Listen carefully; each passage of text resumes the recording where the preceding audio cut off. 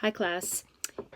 I'm still sitting in my library and I'm working on what we're going to do for tomorrow. And right now what I thought I would do is take a little break and read a little bit from our story Hatchet. So you might remember that when we were reading, it's been a couple weeks now, but you might remember that Brian had seen sparks when he threw his hatchet at the wall.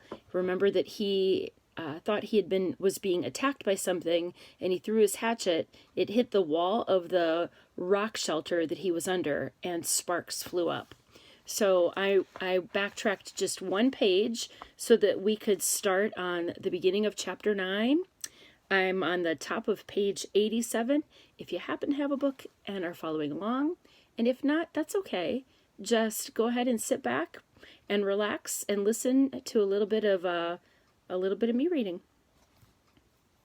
Brian found it was a long way from sparks to fire. Clearly, there had to be something for the sparks to ignite, some kind of tinder or kindling. But what? He brought some dried grass in, tapped sparks into it, and watched them die. He tried small twigs, breaking them into little pieces, but that was worse than the grass. Then he tried a combination of the two, grass and twigs. Nothing. He had no trouble getting sparks, but the tiny bits of the hot stone or metal, he couldn't tell which they were, just sputtered and died. He settled back on his haunches in exasperation, looking at the pitiful clump of grass and twigs. He needed something finer, something soft and fine and fluffy to catch the bits of fire. Shredded paper would be nice, but he had no paper. Oh, so close, he said aloud. So close. He put the hatchet back in his belt and he went out of the shelter, limping on his sore leg. There had to be something. Had to be. Man had made fire. There had to be fire for thousands, millions of years. There had to be a way. He dug in his pocket and he found the $20 bill in his wallet. Paper. Worthless paper out here, but if he could get a fire going... He ripped the 20 into tiny pieces, made a pile of pieces, and hit sparks into them. Nothing happened. They just wouldn't take the sparks. But there had to be a way. Some way to do it. Not 20 feet to his right, leaning out over the water, were birches, and he stood looking at them for a full half-minute before they registered on his mind. They were a beautiful white, with bark like clean, slightly speckled paper. Paper. He moved to the trees where the bark was peeling from the trunks. It lifted in tiny tendrils, almost fluffs. Brian plucked some of them loose, rolled them in his fingers. They seemed flammable, dry and nearly powdery. He pulled and twisted the twisted bits off the tree, packing them in one hand while he picked them with the other, picking and gathering until he had a wad close to the size of a baseball. And then he went back into the shelter and he arranged the ball in birch bark peelings at the base of the black rock. As an afterthought, he threw in the remains of the $20 bill. He struck, and a stream of sparks fell into the bark and quickly died. But this time, one spark smell on one small hair of the dry bark, almost a thread of bark, and seemed to glow a bit brighter before it died. The material had to be finer. There had to be a soft and incredibly fine nest for the sparks. I must make a home for the sparks, he thought, a perfect home, or they won't stay. They won't make fire. He started ripping the bark using his fingernails at first, and when that didn't work, he used the sharp edge of the hatchet, cutting the bark in thin slivers, hairs so fine they were almost not there.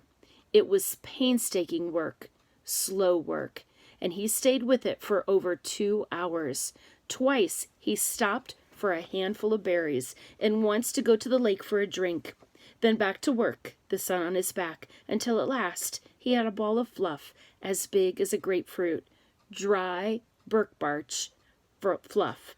He positioned his spark nest, as he thought of it, at the base of the rock, used his thumb to make a small depression in the middle, and slammed the back of the hatchet down across the black rock.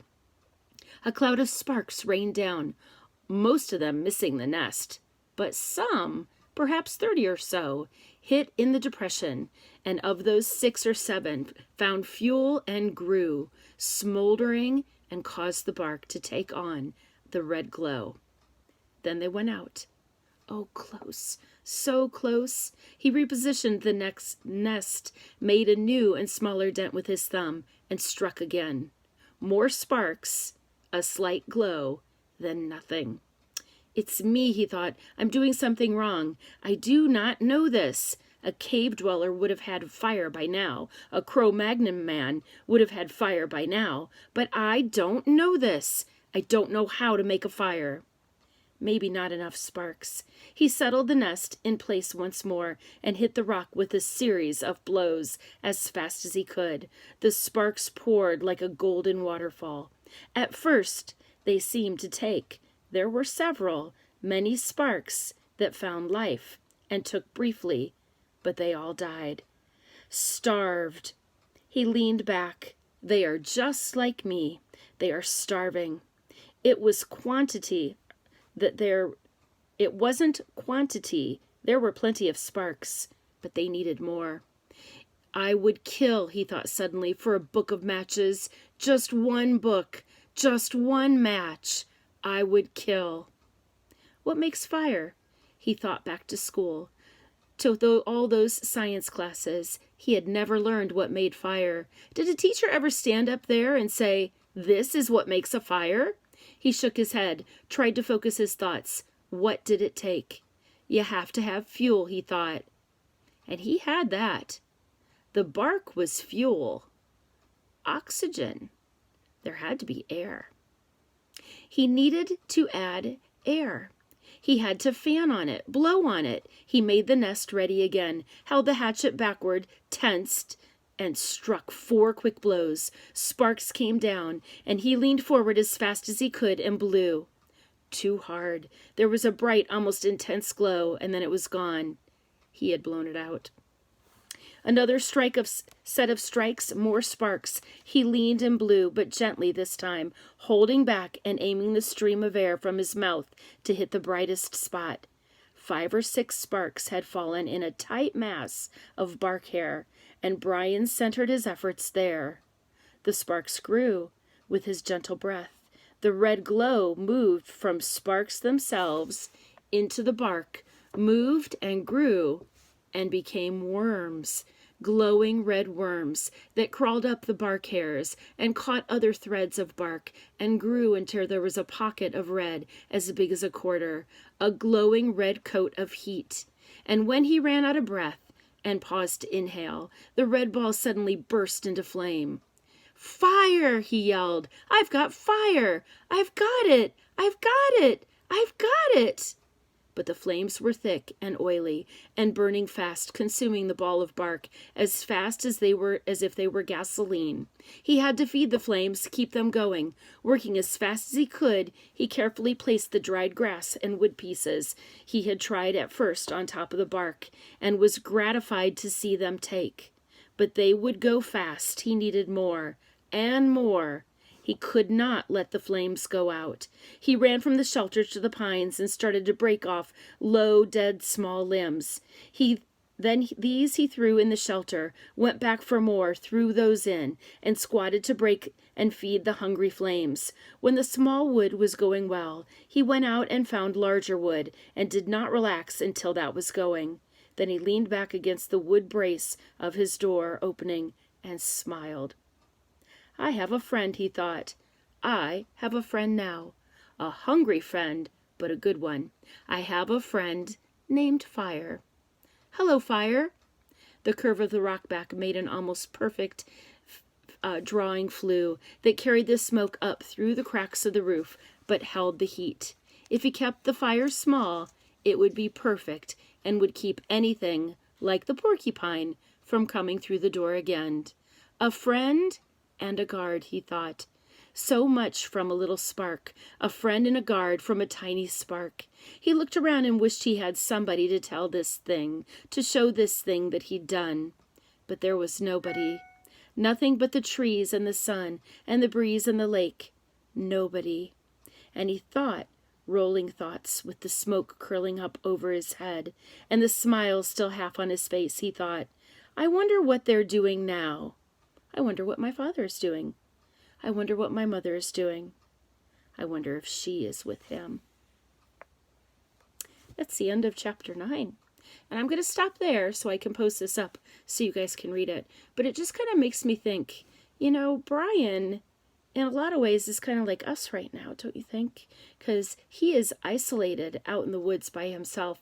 And I know that for most of us, we have our family, maybe your mom or your dad, or your brothers or sisters to hang out with, or maybe close neighbors that you all know you only went to school, and so you probably have all the same germs. So there might be one or two other people. But boy, this is definitely not how it used to be for us.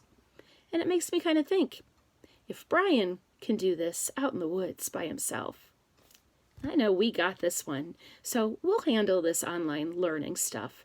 We'll manage it. It won't be perfect. We'll have to do it again and again, maybe on some things.